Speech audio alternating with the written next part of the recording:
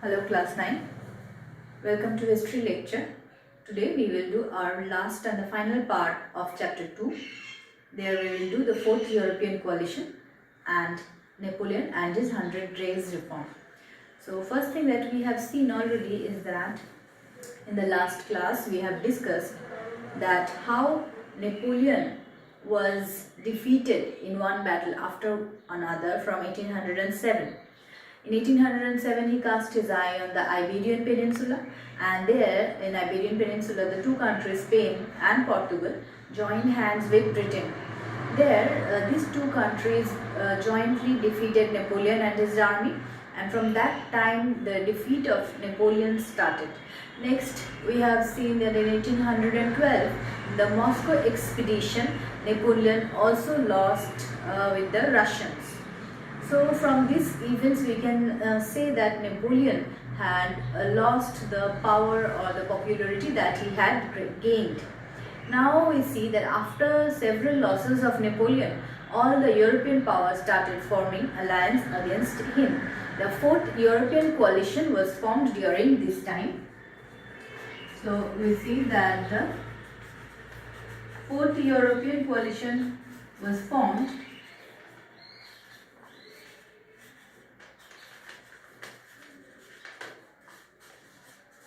in 1813, and what we see is that during this time England, Russia, Prussia and Austria, these four countries came together to form the fourth European coalition against France, that is against Napoleon and his army. So the fourth European coalition was formed between England, Austria, Russia and Prussia. It was 1830, that is just after the war in Moscow, after after Napoleon's Moscow expedition with Russia. He lost the battle, he lost his Moscow expedition, and Russia joined with the coalition with England and Prussia and Austria. So we see one of Napoleon's friend, Russia, came to the side of the enemy powers. From these events we can understand how Napoleon is losing his friends first. All these were due to mainly the continental system.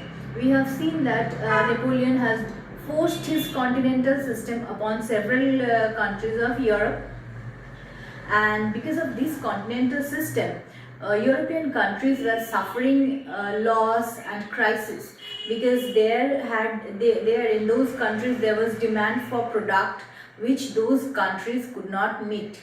As they could not meet the demand for different products, they wanted to open trade with England, and gradually they started flouting or breaking the continental system of Napoleon, and they also broke their friendship with Napoleon.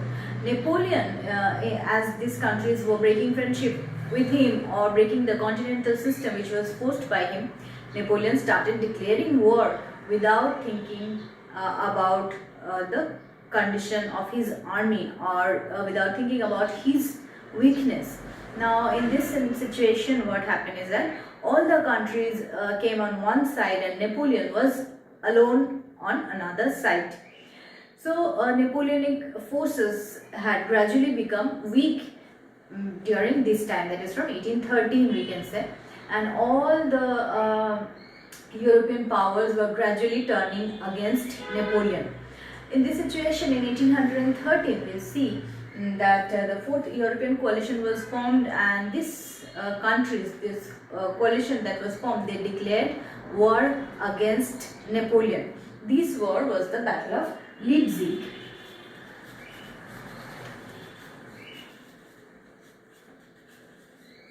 In Germany.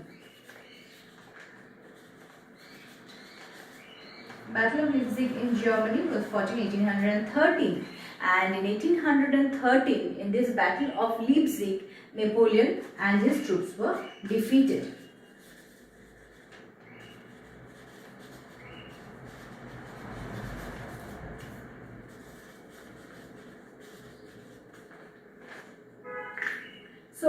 This defeat in the Battle of Leipzig was a great defeat for Napoleon, was a devastating defeat, we can say, for Napoleon.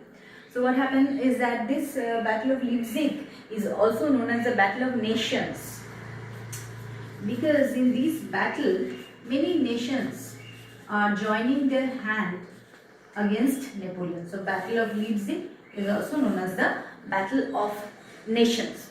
So all the nations are joining their hands against Napoleon, and Napoleon was badly defeated. That is, we can say that Napoleonic troops were devastated. And after this defeat, we see Napoleon suffered a great setback. He was forced to abdicate in the island of St. Elba.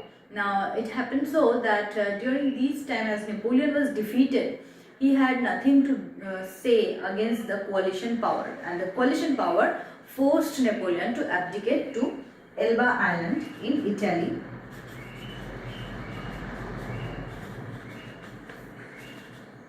In 1814. So here Napoleon was abdicated.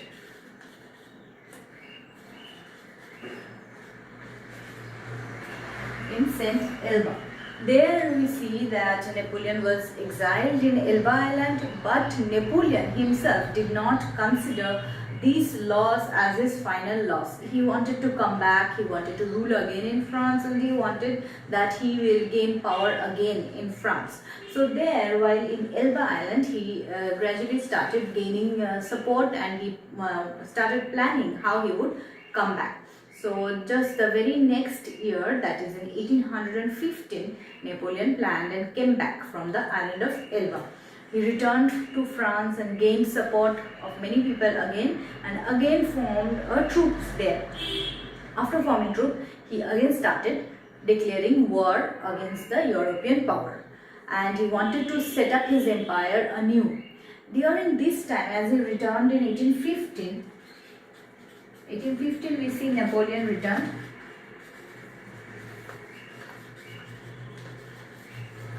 And as he gained support and he formed his troop again, he started his rule there also. So this rule, this period in 1815 when he returned, as he was ruling again, this came to be known as the 100 Days Rule of Napoleon.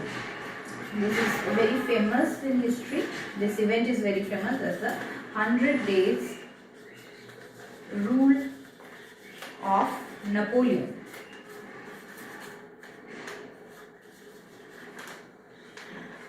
Now what we see is that 100 Days Rule of Napoleon started during this time, and Napoleon ruled for 100 days after coming back from Elba Island. So when he came back in 1815, he ruled for 100 days again. So that is a great success for him, we can say, because he is coming back after so many days. In spite of that, he had so many supporters in France and he gained support. Here we see he again fought many battles, and he won also some battles. That is, he won the Battle of Ligny.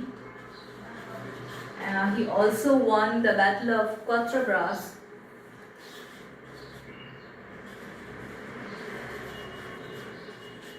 These battles were won by Napoleon. So in spite of being in exile in 1814, he was exiled. So in spite of being in exile for so many days, for 1 year he was in exile. After that, when he returned, he won several battles, that is Ligny and Quatre Bras. And but he was being defeated in other battles also.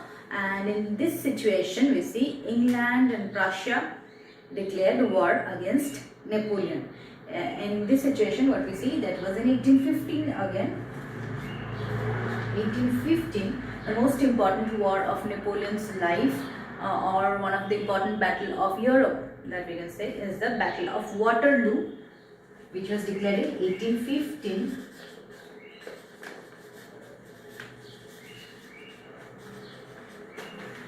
Here we see in Battle of Waterloo, England and Prussia joined hands and declared war against Napoleon. And in this war, we see Napoleon could not fare well. In the Battle of Waterloo, Napoleon was completely devastated and Napoleonic troops were fully destroyed. So Napoleon lost the Battle of Waterloo, which was fought in 1815. In this battle, we see that Napoleon lost. And this was the final loss of Napoleon Bonaparte, because in this battle English troops were very strong. England mainly played an important part in defeating Napoleon Bonaparte, and in the battle of Waterloo in 1815, Napoleon Bonaparte and his troops were completely devastated. And after this, we see Napoleon was exiled in the island of St. Helena. Napoleon Bonaparte was exiled in the island of St. Helena. In St. Helena Island, Napoleon was forcefully sent. He had no troops and it was more devastating for him, and it was more strict than him than Elba Island. In Elba, he was not given so strict prison, but in St. Helena, he was imprisoned in a very harsh manner. And there we see Napoleon could not come back anymore, and Napoleon died in 1821. So that was the end of Napoleon. In 1821, Napoleon Bonaparte died. That was the end of Napoleon. And then we will see that after the death of Napoleon, how this power who had defeated Napoleon are trying to get portions of France. That is, especially England had played an important part in defeating Napoleon, and England became the head, and they started drawing the map of Europe afresh. They started drawing new map of Europe, and they started dividing France according to their own wish, because Napoleon had caused huge devastation to them, to these powers. Many wars were fought. They wanted that France will compensate these losses that they had suffered due to Napoleonic warfare. So thus we see that the rule of Napoleon came to an end, and after the end of Napoleonic rule, how France suffered great loss due to the European coalition power.